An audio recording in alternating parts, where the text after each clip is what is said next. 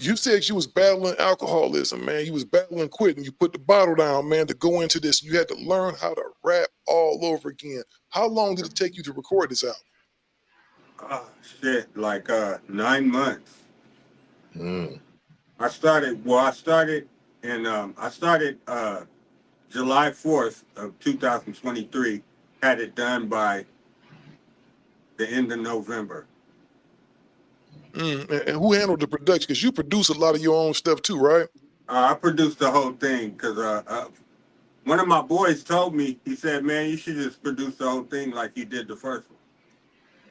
Because I couldn't find producers that was giving me a lot of producers was giving me some stuff with samples of my old album, and I wasn't trying to, do all that type of stuff.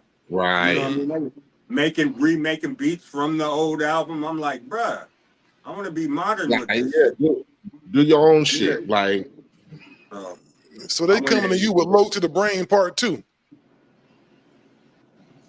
Well, a lot of shit didn't happen. A lot of my homies that was on the original one gone.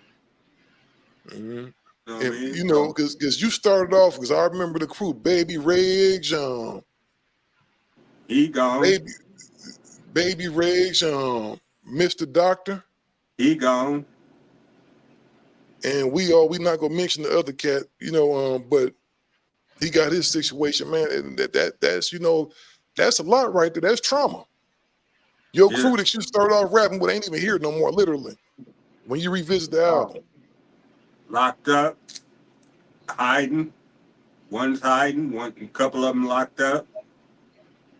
One of them was my baby's mom on that. I'm still in touch with her. The Zag bitch on the Low to the Brain song was my baby mama. Oh, Zag was okay, so she was, because I heard rumors of that, people saying that's his woman, because she was busting. Yeah, she learned how to rap by just rapping my raps.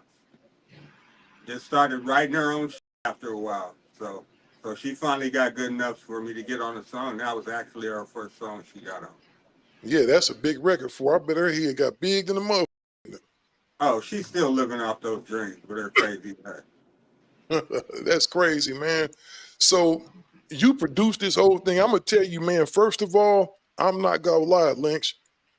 I am such a fan of the original Season of the Sickness that I came into this really looking like with my spectacles on. I said, okay, now let me hear this, because the way I listen to music, because I'm kind of like y'all, I don't listen to a lot of music, but that's kind of like my job kind of now, to be up on what's going on.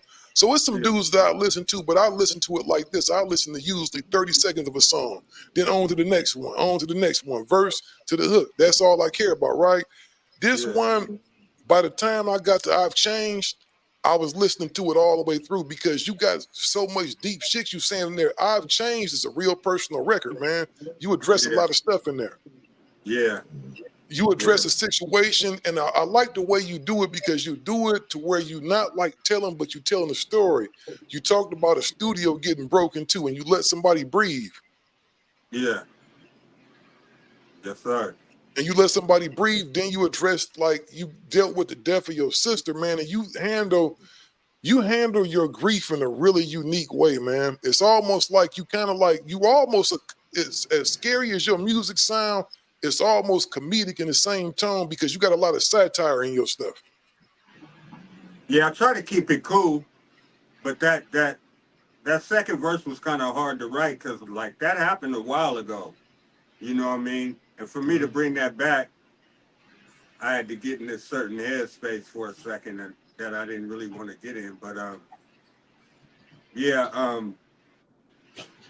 was a hard time, bro. I was on tour, and she asked if her boyfriend could stay at the house. She was living in my house, and I told her, yeah. Went on tour. He killed her in my house, so I sold that house. Wow. So, I'm sorry to hear that. And that was a whole song at first. I went back and rewrote the first verse to change it up, because that was a full song at first. And I decided I didn't want to go to deep about it, because I want to be able to listen to my album sometimes. You know what I mean? You don't want to have to keep being reminded of the tragedy.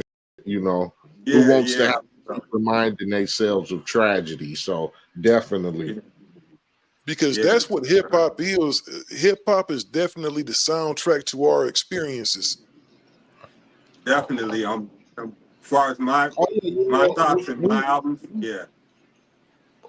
we want to let people in a little bit to our lives and to show people that we real mother and that everything is just not imaginary shit that's just thought up about, like you know, seen on TV or some make believe.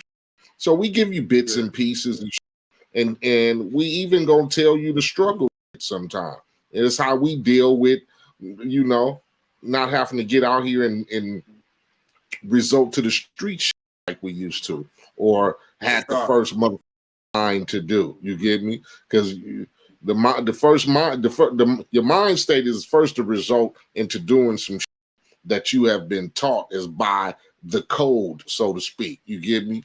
And when you consider yourself a real nigga, you always, feel that you got to deal with according to the code. So you can't give them a little bit. We try to let them in and let them experience some of the that we got to walk through. Because people be thinking, for real. no, niggas invincible or it don't happen to celebrities, and not that you even want to consider, because I hate even that word. I hate considering that shit, because I'm like a regular nigga. I'm just able to talk to you on the record. You feel me? And I'm tell sorry you. to me, nigga. I'm sorry to me, you a celebrity. Yeah, but that's what you got to walk with that. So they tell us, you can't let everybody know everything, especially when you in our positions and shit, because there's some crazy motherfuckers out there and they'll twist up shit and they'll try to take advantage of your heartache. You feel me? Or your tragedy. So That's you just give niggas you give niggas just a little bit. You feel me?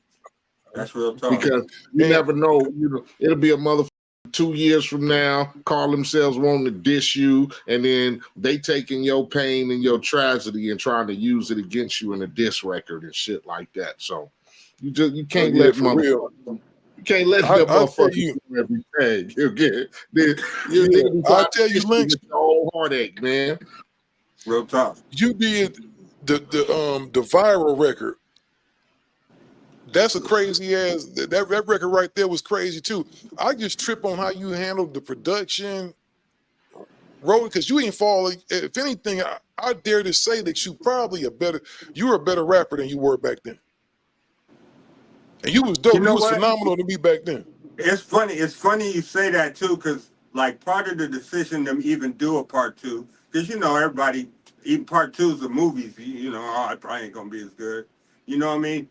You saying that was part of the reason why I chose to like do the part two, is because I listened to the lyrics on part one and I was like, come on now, I could rap better than that right now. You know what I mean?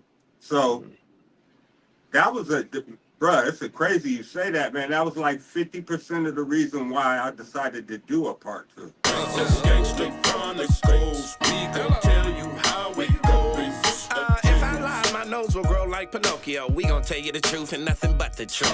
Gangster Chronicles, this is not your average show.